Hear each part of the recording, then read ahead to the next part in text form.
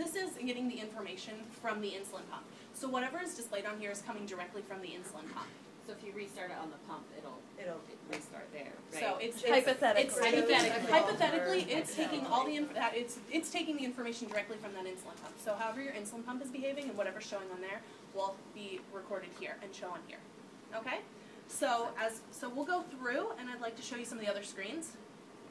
This is going to be the trend graph screen. And so what you can do here is it can go 3, 6, 12, or 24 hours, similar to the way our insulin pump shows, and you'll be able to see what's going on with the trend graph. Right here we have a stable line because this person, pretty much all night I had them at 100 on this sensor simulator, just to make sure we weren't alarming in the middle of the night.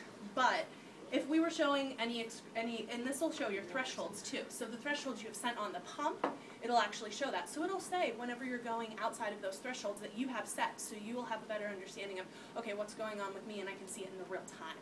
Okay? Next you go through, and this is called a privacy screen. This is something, definitely, and that's exactly what it is. Take pictures of this, because this is a good one. So basically, say you have it in the living room, or you're taking it with you, and you don't want people to see what's going on with you. You want to keep that private. You want to keep that to yourself, or maybe you don't want to show your child's to be seen. You can set this so that way you can still get all alarms and get all alerts and see what's going on from a general pump and sensor, but you're not actually going to be sharing your glucose information that's being sent every 5 to 7 minutes. I think it's just great that you guys thought to do that. Yeah. Or if you don't want to drive yourself crazy by laying there and staring at it. I've read on the blogs that sometimes people stare, it's stalking the CGM. You just stare all night because you're so fascinated and so interested to see it, and so I think that it's definitely interesting as well. It's a good idea. A sleep mechanism. There you go. Absolutely. Good work, sheep.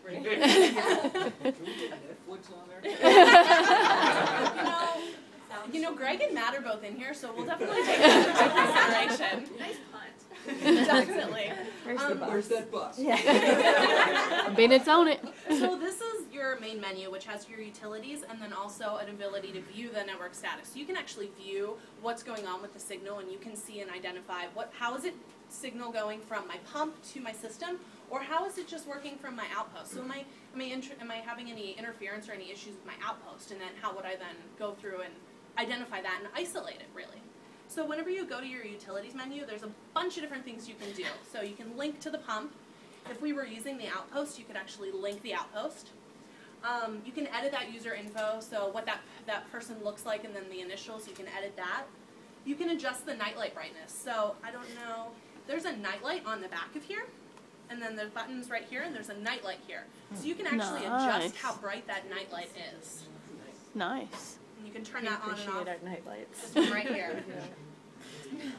You can also adjust the screen brightness. So understanding that, it's nighttime, you're sleeping, you may want to adjust that screen brightness down and make sure that it's not as bright. And then finally, you can adjust the alarm volume, which I know is that's the big winner here. That's what everyone's most excited about. So we'll actually go through, and I'll show you guys what that can sound like. So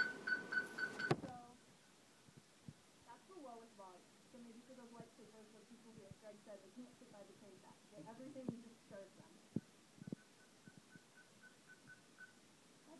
All the way up, we can get all the way to that, and that's what it would sound like if it was actually. Okay, hear the alarm. So that's what we're going to do next. So try to get a low alarm here. So we'll keep pushing it a little bit lower. How about that? But what we can also do, just to show you what an alarm would sound like, is I can set an alarm clock alarm. So similar to on the pump, you can actually, just so I'll show you what it would sound like, you can set an alarm clock so you'll hear what that alarm would sound like. Can you just tell me, I Absolutely. like the fact that